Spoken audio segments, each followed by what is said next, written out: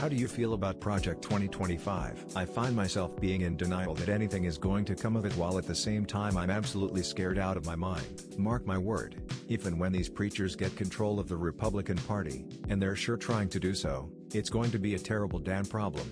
Frankly, these people frighten me. Politics and governing demand compromise. But these Christians believe they are acting in the name of God, so they can't and won't compromise. I know, I've tried to deal with them. Barry Goldwater. It's not Jesus I have a problem with, it's his fan club I can't stand. Fucking malignancies. I feel like these people should be hiding in the corners, treated like whack jobs not celebrated by half our political establishments. I feel like the media should have given it at least as much attention as they have to Biden's debate performance. I skimmed through the Wikipedia page and it looks awfully similar to our current situation in Turkey. Everything under one person, zero independent agencies, every official organization full of people with zero expertise because the organizations are directly under one person and they fill them with their own people. The ones that literally murder people roam free on streets, but the ones who criticize the current situation are put behind bars. Our country is filled with millions of refugees with no plan for integration that suck money out of treasury, can't legally work because they are not immigrants, so no tax, but they are used as a legal cheap workforce by the bosses. Most of the workforce works for minimum wage and it is below hunger threshold, and people below 40 cannot even dream of renting a place to live, let alone getting married and building a life. I am absolutely sure they will win and put this plan in action, because what we have learned from our own experiences is that the uneducated people outnumber people with common sense, and they love to see people like them in higher places and do not care about quality of life, future of their kids and their country, as long as they can say we won. Feel like I have to vote. If that doesn't work, we need to seriously consider what the future will look like and prepare ourselves accordingly. I am ready and willing to go beyond voting. I will not tolerate going further backwards. I brought children into a world where we were headed towards a better future. This isn't the same place. I don't believe I am alone. Authoritarianism and the opposite of freedom, which the right claim to be all about, may claim, oh, we'll bring people to God. They're idiots. They'll only push people further away from Christ. Quite concerned about it, and I think it goes against my human rights. You want me to be honest? I'm starting to wonder what happened to assassinations. We've had leaders killed for less. It is about freedom. A fascist evangelical utopia is not freedom. The truth, it scares me and it fills me with rage. First, I've got a 1-year-old son and I feel like I'm watching as things get taken away, that the country I grew up in will not be passed down to him, and we descend into full-blown fascism.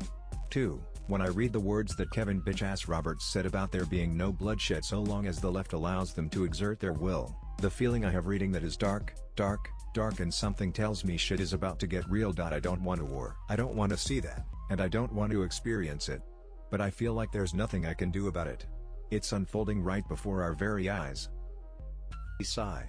I thought Democrats had this election in the bag. They were set up to run a sitting president against a convicted felon. Sure, I was aware of Project 2025, and it is shocking and horrifying, but we didn't need to worry about that because it was never going to happen. It is officially time to worry. How is everyone not freaking out right now about which person in my life will be the one to report me to the authorities for being openly non-Christian? There are several. Now at the point where I'm legitimately terrified that we're about to witness the death of democracy and actual freedom in this country. They could destroy it all. The guardrails are gone, if they ever really existed. Evil is about to win and it looks like we're gonna let it. Same way I feel about North Korea. It's a terrible thing to do to people. Honestly horrified, also scared of the fact that when I try talking to right-leaning people about it, they claim it to be misinformation or they don't always follow those roadmaps. The literacy and willingness to verify in this country is deeply frightening. It looks like pre-World War II Germany. Slow-rolling a culture of hate and reactionism that targets the other of the community. Even if it doesn't work for them this election, they have built the foundation for the following one. We can only hope it fades into history. The very obvious play to install an authoritarian regime. If it comes to pass, the American government will be among the most oppressive governments in the world. And no, this isn't being overly dramatic. They want to lock up all political opposition, turn America into a Christian theocracy, get rid of women's rights, and corrupt all levels of government so that no non-Republican can become mayor, governor, Congress member, or president ever again. Combined with the recent SCOTUS rulings, it is the greatest threat to the United States we've ever faced. A Republican presidency and implementation of Project 2025 would be the end of the USA. We would be a literal fascist nation. I don't care if Biden really had a bad night or if he's a real walking corpse. I don't care if you don't like Harris. I don't care if they swap him out or stay the course.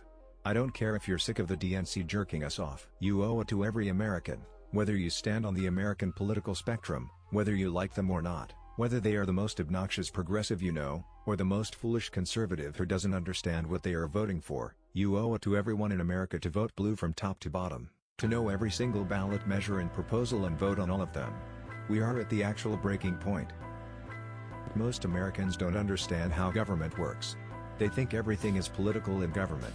Any regulation is viewed as overstepping, any tax is an inconvenience. They paint it all in oversimplified views about being screwed over because things in their own life are not as good as they'd like it to be.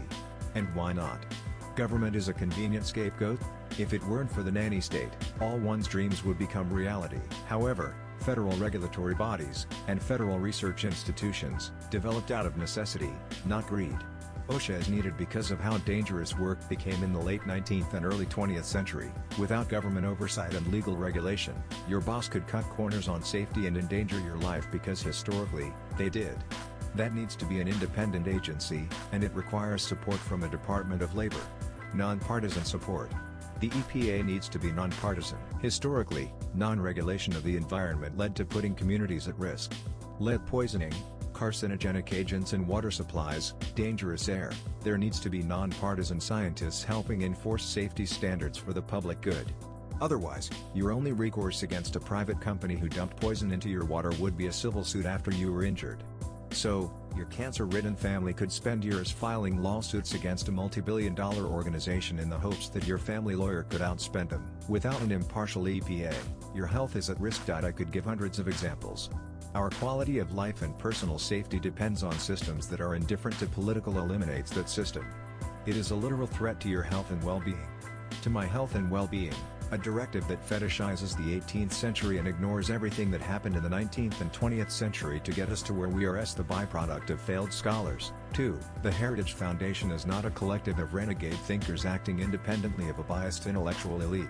It's a group of fucking morons who couldn't get their half-baked theories legitimized in a genuine scholarly environment because, you know, peer review is a tough nut to crack when your theories are badly designed. I'm gonna be frank about how I feel about Project 2025, the Heritage Foundation, and far-right intellectuals. These are spoiled boys who couldn't hack it in the legal and academic world, so now they're having a little pissy-hissy fit in manipulating evangelical and corrupt business leaders to make their theories a reality. This is the plan from that dumbass kid who always said his C on his history essay was because the teacher didn't like him, when the reality is his history essay was poorly developed and badly researched. Our democracy is about to be dismantled by idiots who think they are intelligent. What do you think? It's like asking what do you think of the final solution? Last week, I thought this was one of those Alex Jones conspiracy theories, but a friend pointed out it's real. It's got me wondering why we are spiraling to death, as a country.